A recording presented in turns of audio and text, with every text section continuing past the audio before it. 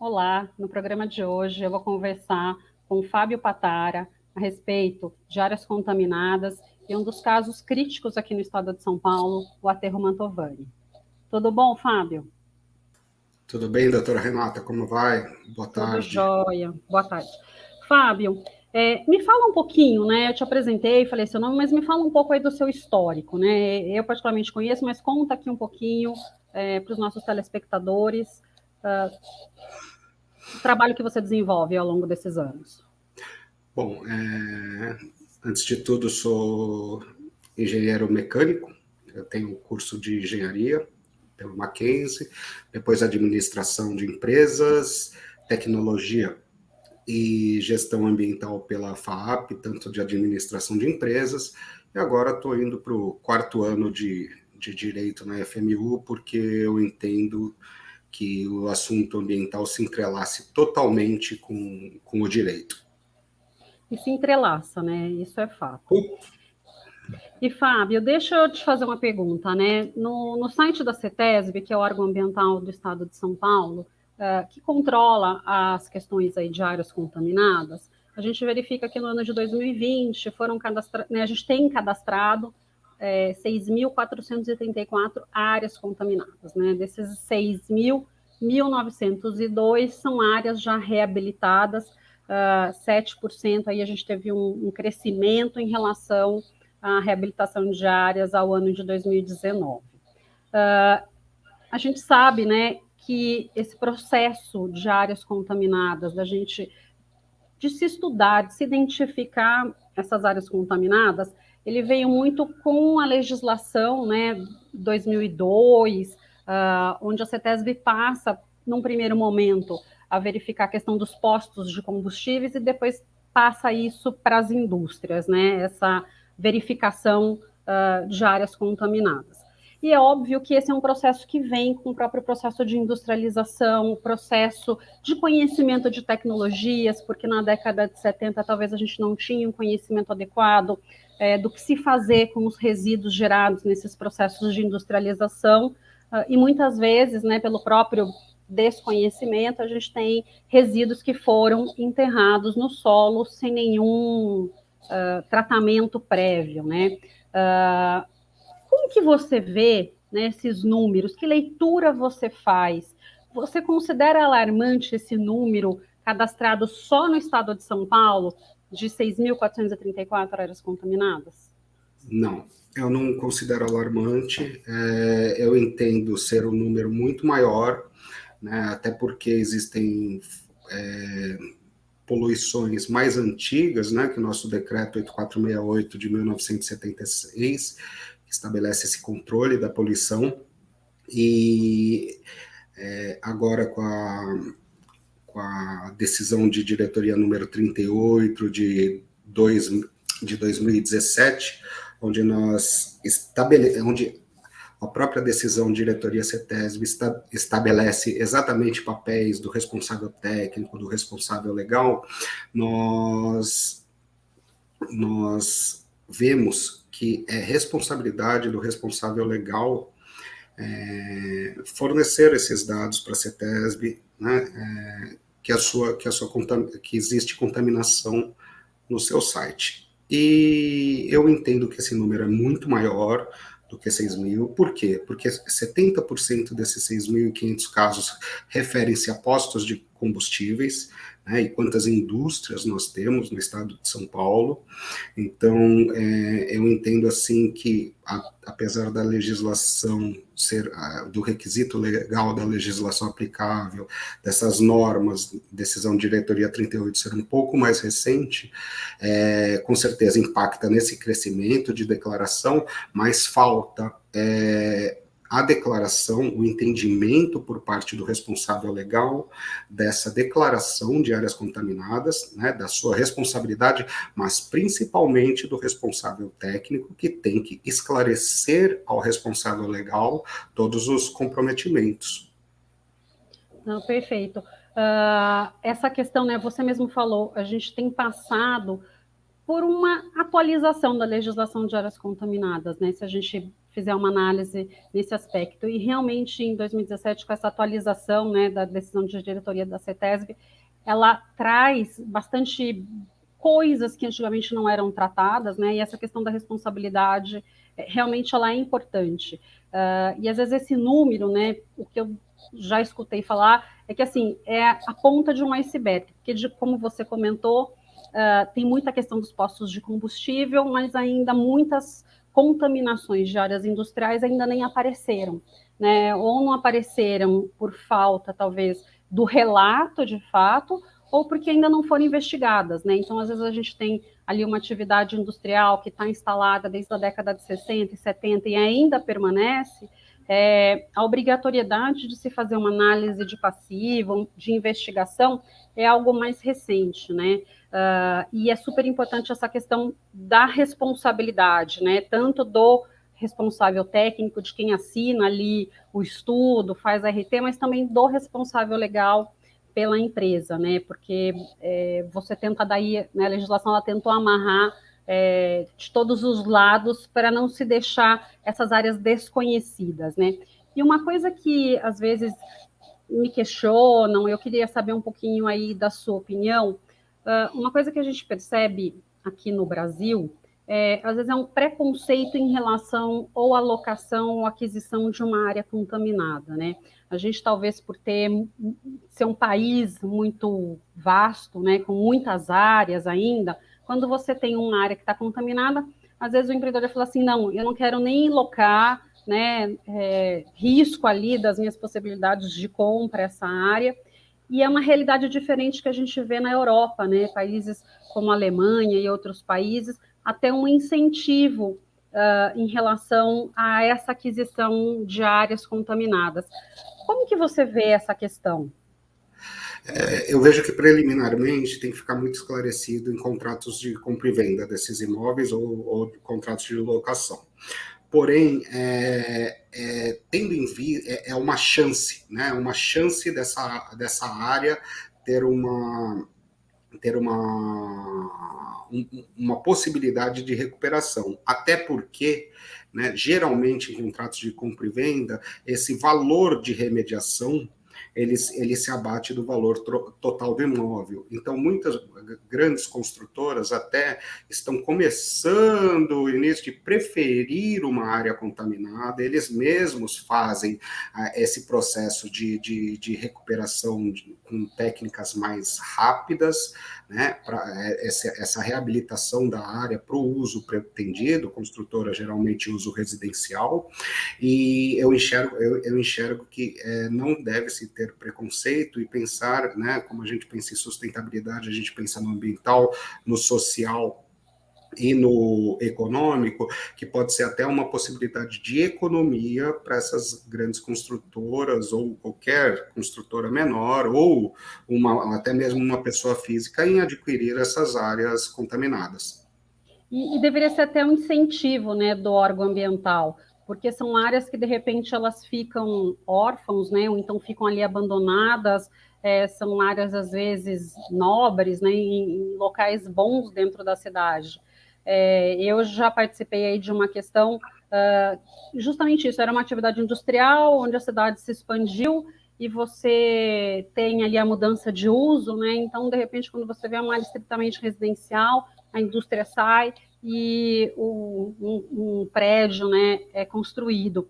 E dependendo do tipo de contaminação que você tem ali na área, não há impacto nenhum, né? É uma questão, às vezes, de projeto. Então, você faz ali uma garagem do térreo para cima, né? Você não faz escavação de solo, você não faz garagem subterrânea. Então, são algumas restrições de uso que daí são impostas e que você consegue ter uma destinação adequada para aquela área, né? Em área nobre. Então, realmente é muito importante, né, Fábio? Sim. E você, né, que gerencia aí uma área super importante, que é o caso do Aterro Mantovani, né, só para explicar um pouquinho, o Aterro Mantovani ele foi um aterro que recebeu resíduos, né, de várias indústrias na década de 80, né, 70, 80, e foi interditado pela CETESB, né, final de 90, se não me engano, e Ministério Público e CETESB convocaram as empresas que encaminharam os resíduos para lá em 2001 para firmarem um acordo, porque pela ação judicial inicial que tentaram contra o proprietário do aterro, eles não tiveram sucesso, né? Então, foram buscar as empresas que encaminharam resíduos para esse aterro. E por que foram buscar as empresas? Porque dentro da legislação ambiental a gente tem essa responsabilidade que ela é comum, né? Responsabilidade objetiva, que a gente fala na obrigação de reparar o dano. Fábio, conta um pouco sobre esse caso, né? Assim, quais foram as maiores dificuldades, quais são as maiores dificuldades, conta um pouco do dia a dia, e assim, porque é um caso que acho que há mais de 20 anos, né? Ele tem um processo que eu não sei nem se dá para falar que é remediação ou não, mas então conta um pouquinho dessas fases, né? Um pouco da sua visão sobre ele. Dá para se falar assim num processo de remediação. Eu vou passar um pouco do meu conhecimento. Eu entendo que tanto a decisão de diretoria 38, como a instrução técnica número 39 da CETESB, eles são, se você pegá-los e colocar numa comparação com procedimentos industriais, eles são similares. Então o procedimento é muito simples de ser cumprido, né? Então, não há o que bater muita cabeça tecnicamente nessa área ambiental, porque o que fazer já tá escrito. Porém, eu entendo que falta, que tanto para o caso simples como complexo, falta um pouco mesmo da gestão, aquela gestão que é feita pelo PMI, por cronogramas, por gestão da qualidade, cumprimento de prazo, verificação de custos, e principalmente de prazo, e a qualidade desses serviços para atendimento a um cronograma, né? Volto a falar, nós temos essa decisão de diretoria 38 em 2017, foi o mesmo ano que foi dado um parecer positivo da CETESB a um plano conceitual de uma área onde envolve hoje, pelo menos, onde envolveu 60 empresas, e hoje nós contamos com 40 empresas signatárias que assinaram em prol da recuperação dessa área. E a particularidade que tem quando se envolve um pool de empresas é que todos estejam comprometidos ao mesmo objetivo. E no caso do Mantovani, eles criaram uma estratégia, como eu disse de novo, né? Existem ferramentas de gestão, existe uma gestão muito bem feita, né? Porque existem lá empresas multinacionais francesas, multinacionais americanas, multinacionais, uma grande empresa brasileira, e essas empresas, as próprias diretrizes, eles falam diversas línguas, mas foi essa definição de um gerenciador que afunila todas essas diretrizes e dá uma orientação para os executores das atividades dentro desse aterro de forma única, tanto para o lado do direcionamento, assim como do lado dos resultados, onde as empresas executoras passam os resultados, e esses resultados são, de certa forma, traduzidos ao entendimento dessas multinacionais. Perfeito, Fábio. E, assim, como que é essa divisão de custo, né? Porque eu acho que essa é uma dúvida que todo mundo tem. Todo mundo paga a mesma coisa? Há uma diferença de ponderação? Como que é feito isso lá? A divisão de custos na época ainda não participava, ela foi feita diretamente proporcional àqueles resíduos, ao volume de resíduos que entendiam que cada uma dessas empresas depositaram dentro do local. Tá, perfeito. E tem, né? Eu acho que deve ter uma discussão em relação se só o volume seria o correto, se entra também a questão da periculosidade, do risco do resíduo, né? Mas eu acho que é muito difícil se chegar num denominador comum onde você tem aí vários interlocutores, né? É uma discussão muito longa, essa é uma discussão que, se formos levar ao pé da letra, são anos e anos de resultados, eles são sempre mais subjetivos do que objetivos, e, como eu disse, se formos levar ao pé da letra, o resultado, que é a recuperação dessa área contaminada para um uso pretendido, jamais virá. Isso é, se tiver uma discussão dessa antes de uma ação efetiva, vai ser um processo administrativo ou jurídico até o fim da vida, e aquele objetivo, né, ambiental, que é a recuperação da área, nunca vai se chegar. Perfeito. E, Fábio, você falou uma coisa aí, né? O uso pretendido.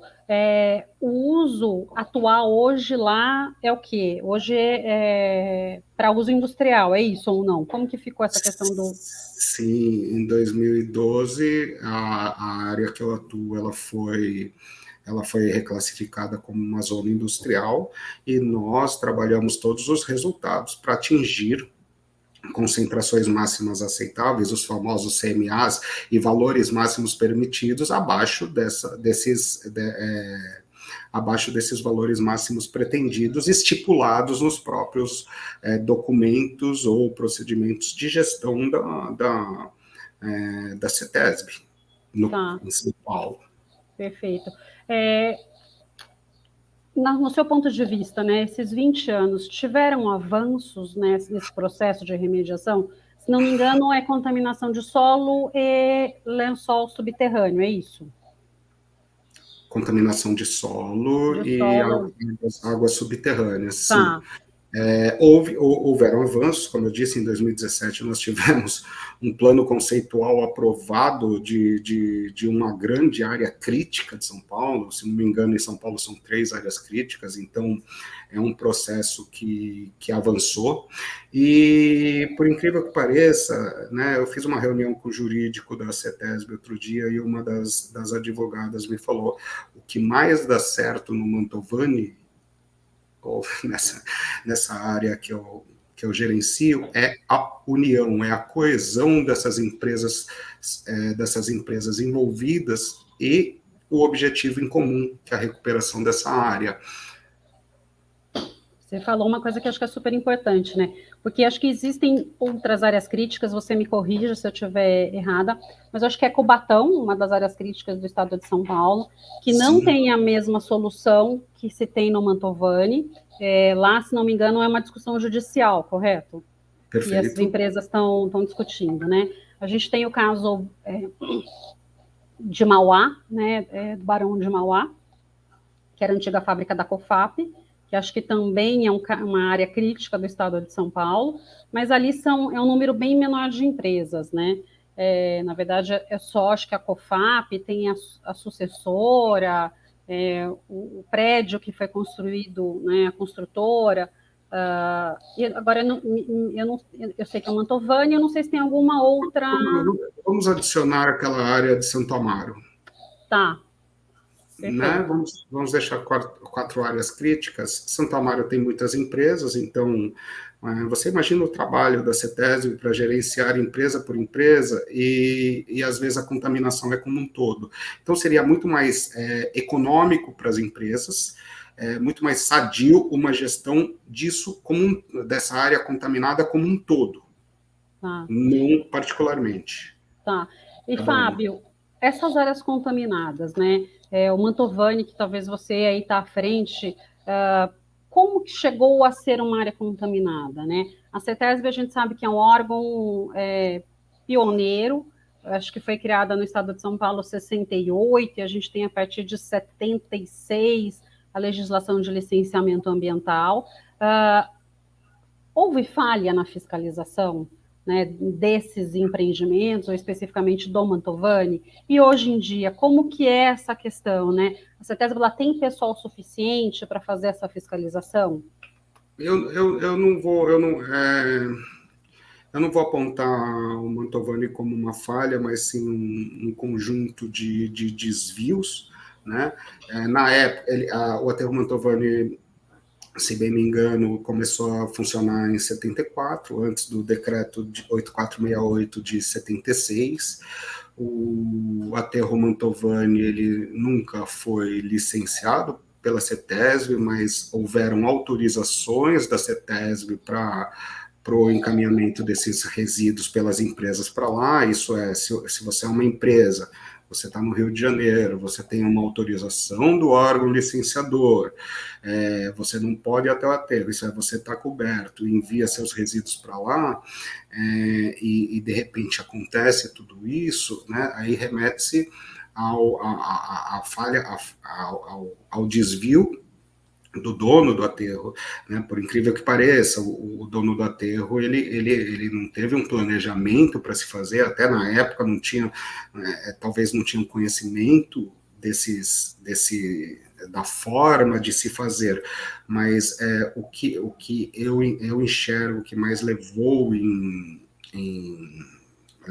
a essa assinatura do termo de compromisso foi um deslizamento de resíduos que teve, um pequeno deslizamento, não é algo como Mariana, um pequeno deslizamento que chamou a atenção, mas as empresas se comprometeram na época a assinar esse termo de compromisso e recuperação ambiental, onde hoje, atualmente, né, se você for ver o cenário do passado, o cenário de hoje, a contaminação do Mantovani é totalmente controlada, eu falo isso para quem for, é totalmente controlada por empenho dessas empresas, aonde o próprio dono ficou pendente com a gente. Ele é um dos principais centros de desvio, né? O dono ficou pendente, simplesmente largou essa área como uma área órfã, e hoje as empresas elas custeiam por essas. E ainda falo mais, e fazem a mais, porque muitas das empresas que encaminharam resíduos para o Mantovani ou não foram encontradas pela CETESB na época, ou faliram, ou assinaram o termo inicial e saíram em algum momento desse termo. Tá.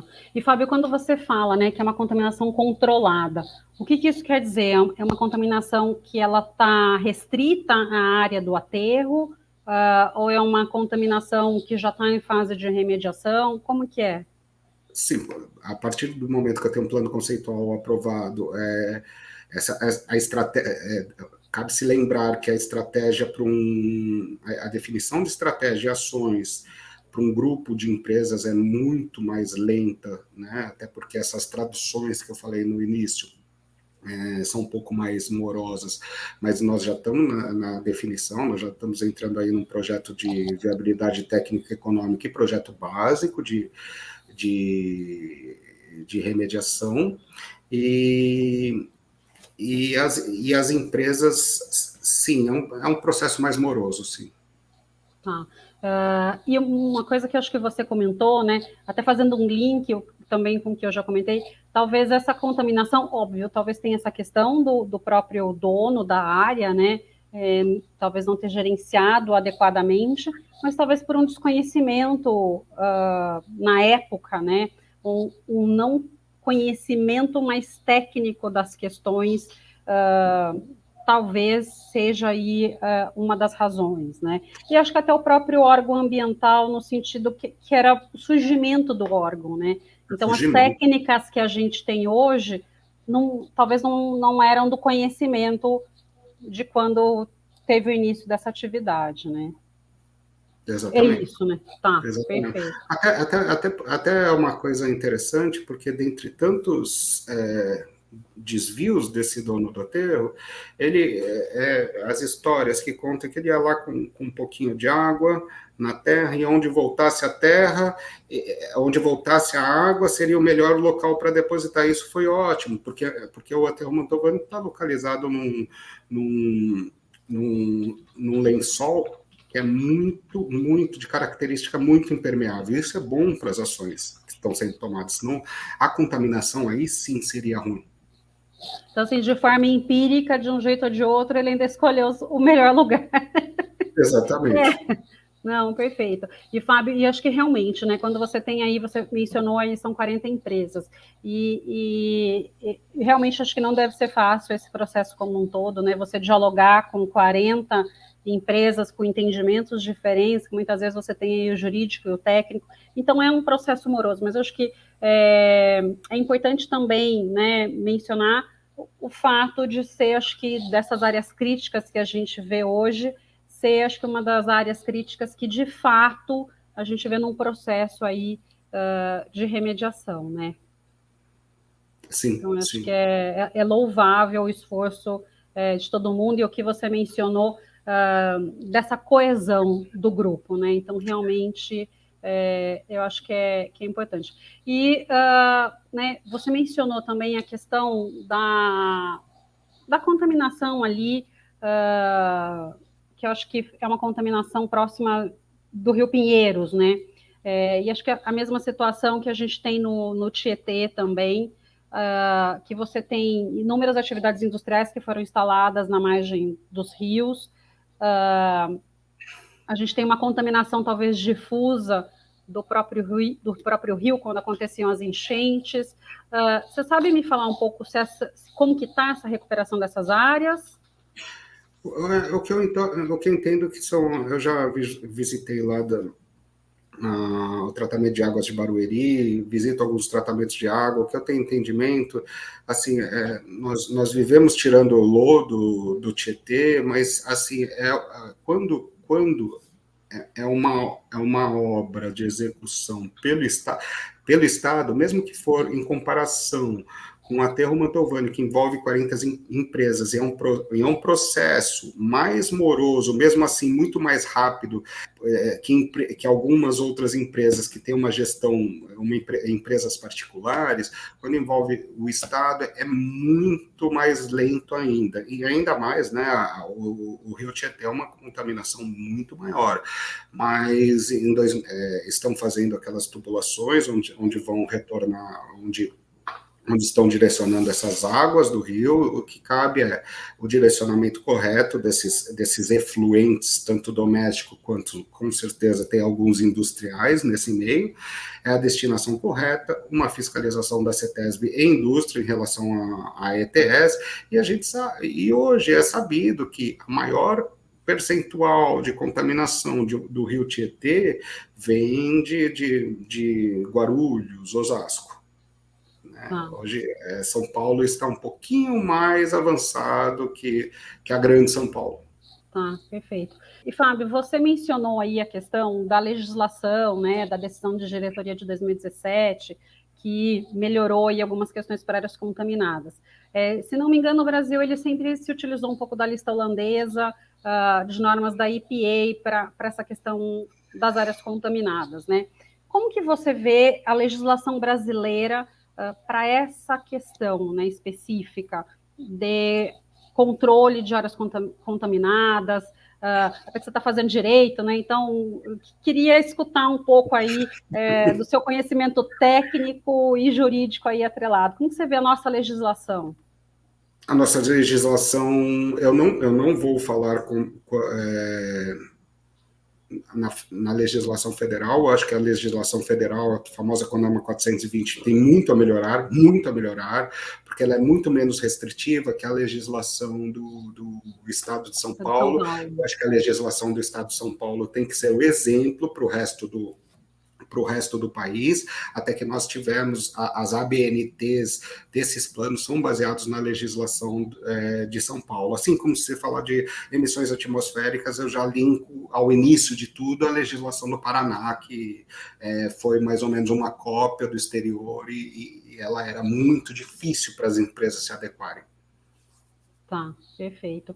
E, Fábio, qual a ferramenta, né, que você julga aí eficiente e eficaz para a reabilitação dessas áreas contaminadas?